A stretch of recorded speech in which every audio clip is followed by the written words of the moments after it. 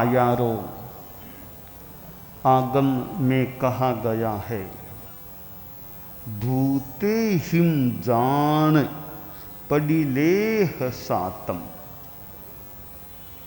जीवों के कर्म बंध और कर्म विपाक को जान तथा उनके सुख दुख को देख। प्राणी दुख का अनुभव करता है और सुख का अनुभव भी करता है। इस दुख और सुख के पीछे कारणभूत कौन है? आचारांग भाष्य में बताया गया है, कर्मास्ति दुखम, कि कर्म दुख है। जितना भी दुख होता है वह अपने ही कर्मों के उपादान कारण से होता है।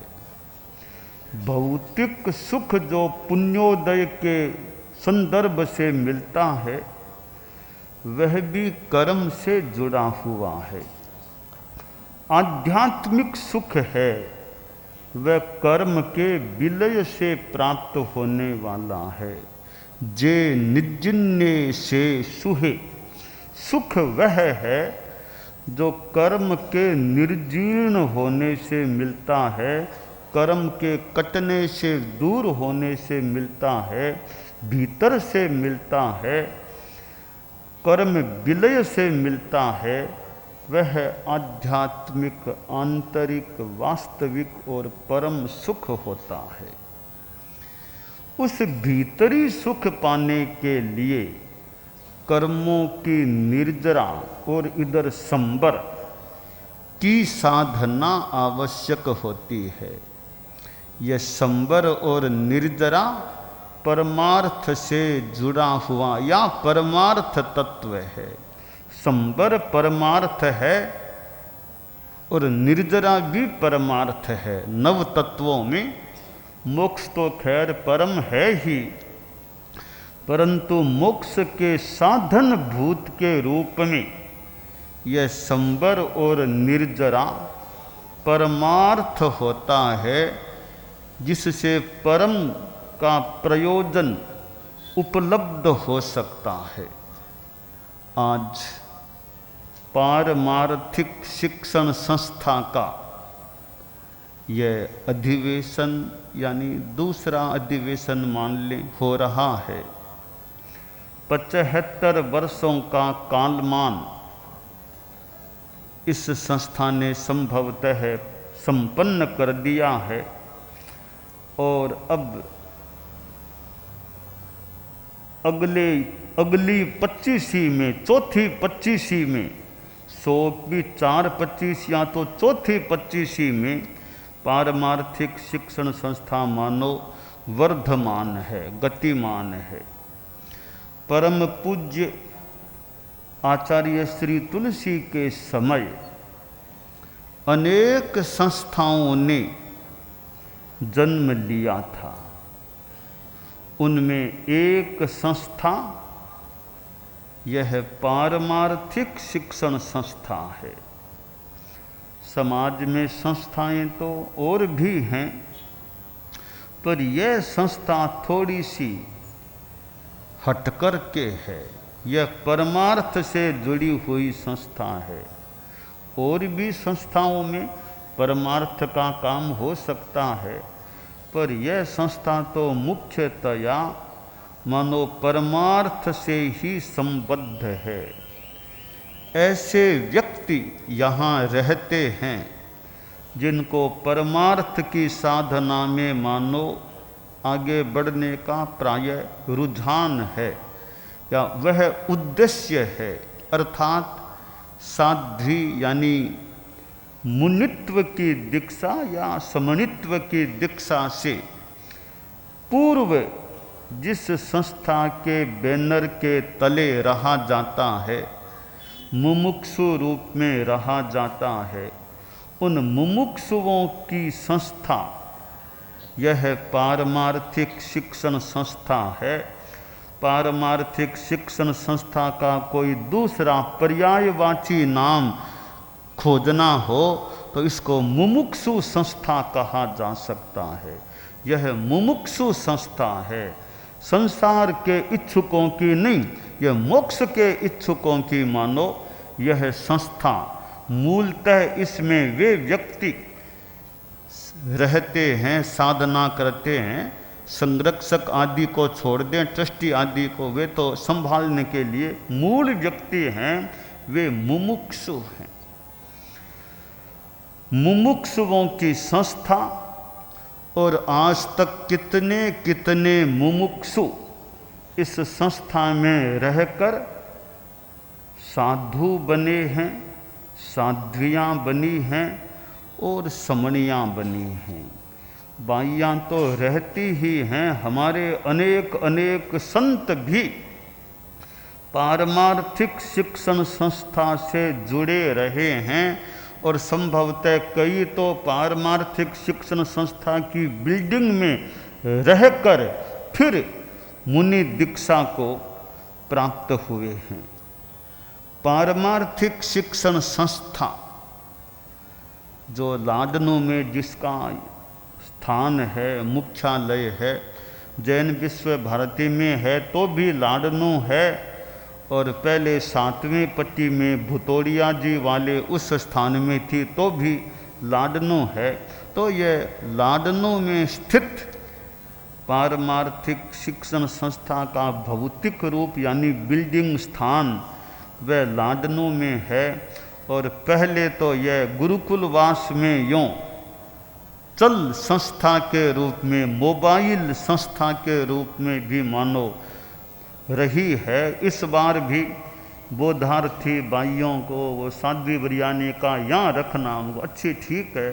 कई यानी पर्यूषण में और में कई दिनों तक बोधार्थी साथ में कोई मुमुक्षु भी यूँ यहाँ रहने का मौका मिला तो यहाँ रहना भी अच्छा है। चतुर्मास का समय हमारा एक जगह प्रवास भी होता है, तो नई नई जो ये बोधार्थी बाइयाँ हों जिनका अभी कोई इतना परीक्षा और वो इतना क्रम विश्वविद्यालय और से इतनी जुड़ी हुई नहीं है, तत्वज्ञान आदि का क्रम चलता है, तो ऐसी बाइयाँ तो चौमासे में जितनी अनुकूलता हो यहाँ गुरुकुलवास में रहे तो यहाँ भी एक पृष्ठभूमि के संस्कार और कुछ ज्ञान वे यहाँ भी प्राप्त हो सकते हैं। तो संस्था के दोनों रूप, गुरुकुलवास में रहने का क्रम भी, लाडनों में रहने का क्रम भी, ऐसे भी साल में कई बार मुमुक्षु बाइयाँ गुरुकुलवास में एक बार दो बार या कभी अधिक भी आ जाती हैं, रहती हैं, तो गुरुकुलवास में भी रहती हैं। वैसे मुख्यालय पारमार्थिक शिक्षण संस्था का लाडनू में है और अभी तो जैन विश्व भारती के परिसर में अमृतायन में संस्था का निवास, संस्था का कार्यालय जो भी वहाँ है। तो यह पारमार्थिक शिक्षण संस्था गुरुदेव तुलसी के समय जो प्रारंभ हुई, बाद में आचार्य श्री महाप्रज्ञ जी का साया इसे प्राप्त हुआ और अभी भी यह संस्था वर्तमान है। और गुरुदेव तुलसी के समय से मुझे पारमार्थिक शिक्षण संस्था से कुछ किसी रूप में जुड़ने का मौका भी मिला। मैं याद करूं उन दिनों को जब मैं जैन विश्व भारती में न्यारा में प्रवास कर रहा था। गुरुदेव तुलसी उधर मारवाड़ में, उधर राणावास या मेवाड़ उधर दूर थे, मैं न्यारा में मुझे रखा गया था। गुरुदेव विक्रम संवत 2039 के चतुर्मास के लिए राणावास उधर मारवाड़ पधार गए थे और मुझे यूँ इंगित दिया कि तुम लाडनू में रह जाओ, विश्व भारती यहाँ रह जाओ तुम। तो गुरुदेव ने इंगित दिया कि तुम यहाँ रहो। तो मुझे जैन विश्व भारती में वो मुनिश्री धर्मरुचि जी स्वामी के यूँ साथ पास में गुरुदेव ने छोड़ा था। उस समय मुनिश्री नवरत्न मल जी स्वामी, मुनिश्री महेंद्र कुमार जी स्वामी 224 मुनि श्री धर्मरुचि जी स्वामी और मुझे धर्मरुचि स्वामी के पास में यूँ हम 6 ठाणा लाडनों में रखे गए। बाद में एक संत को फिर वहाँ से ले युवाचार्य महाप्रज्ञ जी अपने साथ मारवाड़ ले गए। हम पीछे संभवतः जैन विश्व भारती में 5 ठाणा हम रहे थे। मुनि श्री बुद्धमल जी स्वामी का चतुर्मास लाडनू शहर में उधर ऋषभ द्वार उधर था। हम लोग जैन विश्व भारती में 5 ठाणा थे। तो फिर चतुर्मास संपन्न हो गया होगा या संपन्नता के निकट था, तो मेरे पास यानी हमारे पास संवाद आया कि कोई पारमार्थिक शिक्षण संस्था में संस्कृत पढ़ाने की अपेक्षा है। कोई टीचर की उस समय कोई अनुपलब्धि कुछ हो गई होगी तो पढ़ाने की अपेक्षा है। तो बात का भाव यह कि मैंने सुना, जितनी मुझे जानकारी मिली कि गुरुदेव तुलसी ने वहाँ से फरमाया है कि वहाँ मुदित है, मुदित पढ़ा सकता है भाइयों को। तो फिर मुझे वो पारमार्थिक शिक्षण संस्था में टीचिंग करने का जिम्मा मिला कि टीचिंग संस्कृत व्याकरण पढ़ानी है। और संस्कृत व्याकरण भी आगे की उत्तरार्ध के जो हैं कर्म कर्तृ प्रक्रिया और ऐसे जो प्रकरण हैं कि वो संस्था में पढ़ाने हैं। तो कि संस्था वो ब्राह्मी विद्यापीठ उधर पीछे कमरे वहाँ वो क्लास लगती, तो मैं दोपहर में अपराह्न में वहाँ जाता। वहाँ वो संस्कृत व्याकरण पढ़ाने का क्रम चलता। सर्दी के दिन थे तो वहाँ जाता आता यूँ कई दिनों तक मुझे पारमार्थिक शिक्षण संस्था की बिल्डिंग में ब्राह्मी विद्यापीठ वहाँ वो क्लास में बैठ करके मुमुक्षु भाइयों को संस्कृत व्याकरण पढ़ाने का मौका मिला था। मैं भी टाबर ही था, छोटा ही था, बहुत उम्र 2039 लगभग करीब 21 वर्ष की मैं उम्र में था अंदाज। और गुरुदेव तुलसी का जैसा मुझे बताया गया कि इंगित है कि आप पढ़ाया करो संस्था में, तो मुझे वो संस्था में थोड़ा पढ़ाने का मौका मिला था। फिर कई बार थोड़ी गोचरी भी करके आ जाता संस्था से। तो यूँ मुझे उसके पहले ये जो 7वीं पट्टी का मकान है भुतोड़िया जी वाला जहाँ संस्था, तो मुनि श्री सुमेरमल जी स्वामी लाडनों के साथ उदित कुमार स्वामी में हम उनके साथ में थे। तो हमारा कई दिनों का प्रवास उसी बिल्डिंग में हुआ। उस समय संस्था की छुट्टियां हो गई होंगी तो वो वैसे खाली सा ही था।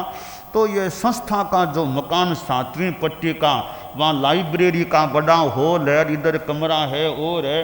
तो वहाँ कई दिनों तक हमारा प्रवास भी उसी बिल्डिंग में मुनिश्री सुमेरमल जी स्वामी लाडनों का हुआ। और हम लोग भी उदित कुमार स्वामी में भी मुनिश्री के साथ ही थे। तो वहाँ हमारा कई दिनों का प्रवास भी हुआ था। पारमार्थिक शिक्षण संस्था की बाइयाँ ये गुरुकुलवास में आती है तो कई बार मानो बहुत ये प्रफुल्लित गुरुकुलवास में आ गई, बहुत यहाँ थोड़ी प्रफुल्लित सी। तो यूँ गुरुदेव तुलसी के समय गुरुदेव तो काफ़ी लाडनों में ही विराजते थे, बाद में भी आचार्य श्री महाप्रज्ञ जी। और तो वो बाइयाँ कई बार रास्ते की सेवा में भी, मार्ग सेवा में साथ में रहती। तो फिर संभवतः मैं कई बार इनकी क्लास ले लेता। गुरुदेव महाप्रज्ञ जी विराजते, संभवतः तब की बात होगी, तो मैं इनकी वो उनको कह देता अभी क्लास में थोड़ी क्लास कुछ तत्व ज्ञान है और कुछ पढ़ा दूँ ऐसे। तो ऐसे मेरा पहले ये मुमुक्षु बाइयाँ पर्यूषण में जाया करती तो इनकी ट्रेनिंग की जाती। तो ट्रेनिंग हम लोगों के पास यानी वो लाडनों में गुरुदेव विराजते, तो ट्रेनिंग इनकी की जाने से पहले इनकी क्लासों की व्यवस्था की जाती। कई संतों को क्लास दी जाती। फिर ये सुधर्मा सभा में और में वो बाइयाँ बैठ जाती और मैं थोड़ी क्लासों की ओर की व्यवस्था करता और वो संतों को बुलाता, मैं भी बैठ जाता। वक्ता मुनिश्री पधार जाते, फिर मुनिश्री का भाषण और ये पर्यूषण की टीचिंग प्रशिक्षण का क्रम बहुत बरसों पहले वो हमारे यूँ मेरे मतलब मैं व्यवस्था करता। और यूँ गुरुदेव तो थे ही, गुरुदेव का इंगित तो जो भी, तो यूँ इनकी क्लासेज हम संतों के पास यूँ चला करती थी। तो यूँ अनेक रूपों में वो संस्था से जुड़ने का काम बहुत वर्ष मुनि अवस्था से किसी रूप में मेरा पारमार्थिक शिक्षण संस्था से जुड़े रहने का मौका मिला, काम पड़ा। और फिर तो दीक्षाएं होती, गुरुदेव महाप्रज्ञ जी दीक्षाएं होती और होती, तो सब दीक्षाएं किसकी घोषणा करना, तो वे साध्वी प्रमुखा विस्तृत विभा जी भी पहले यूँ पारमार्थिक शिक्षण संस्था से जुड़े हुए या सार संभाल करना, और वो एक दायित्व सौंपाक नहीं सौंपाक ये अपने ढंग से सार संभाल पहले वो किया करती थी। इधर समण श्रेणी थी, तो समण श्रेणी भी पारमार्थिक शिक्षण संस्था से जुड़ी हुई, इनकी भिक्षा और पारमार्थिक शिक्षण संस्था में। तो ये समणियाँ भी होती। तो पहले गुरुदेव तुलसी थे, युवाचार्य महाप्रज्ञ जी और थे, तो समणी नियोजिका बनाना करना बनती, कभी मीटिंग और होती, चिंतन मंथन होता। तो यूँ मेरा भी गुरुदेव तुलसी के पास बैठने का भी नियोजिका किसको बनाना करना, यूँ कई बार यूँ। तो समण श्रेणी की भी फिर समणियों को कहीं शिविर के लिए भेजना और भेजना, तो वो मेरा यूँ जुड़ाव रहता, नियोजिका को बताना करना, समणियों को वहाँ भेजना करना। तो यूँ गुरुदेव तुलसी की कृपा और शुरू से बहुत जल्दी मुनि अवस्था से ही पारमार्थिक शिक्षण संस्था और समण श्रेणी से यूँ जुड़े रहने का, मीटिंग आदि में बैठने का यूँ मौका मिलता। तो आज यह जो अधिवेशन का प्रसंग है, तो पारमार्थिक शिक्षण संस्था को कितने पुरुषों का भी एक संरक्षण कह दें, एक व्यवस्थापन कह दें, ठेठ कहाँ से बहुत पुराने, वो कोई जब्बरमल जी, कल्याणमल जी, बरड़ियार, क्या कितने पुराने लोग, मुझे तो पूरा याद नहीं, वो बहुत पुराने में कल्याणमल जी, राणमल जी, फिर ये कितने कितने यूँ अध्यक्ष और आते गए हैं, ट्रस्टी। तो क्यों ये ऐसी संस्था है, ये हर किसी को अध्यक्ष बना दो, हर वो संस्था नहीं है। खूब ट्रस्टी इकट्ठा कर लो, 200 ट्रस्टी बनाओ, 300, यह वैसी संस्था नहीं, यह थोड़े से व्यक्तियों से जुड़ी हुई है। इसमें और ज़्यादा कोई कह 300 400 ट्रस्टी बनाओ और वो बनाओ, वो वैसी संस्था नहीं है। यह तो थोड़े में काम हो जाए। वर्तमान में इस ढंग की यह संस्था है, और ज़्यादा चूँकि परमार्थ नाम है, तो परमार्थ है तो ज़्यादा संबंध हमसे थोड़ा ज़्यादा ही संबंध मान लें, चारित्र आत्माओं से, समणियों से। तो ये साध्वी प्रमुखा कनक प्रभा जी इसी संस्था से आई हुई है। वर्तमान साध्वी प्रमुखा विस्तृत विभा जी यहीं से आई है। साध्वी वरिया संबुद्ध यशा भी यहीं से आई है।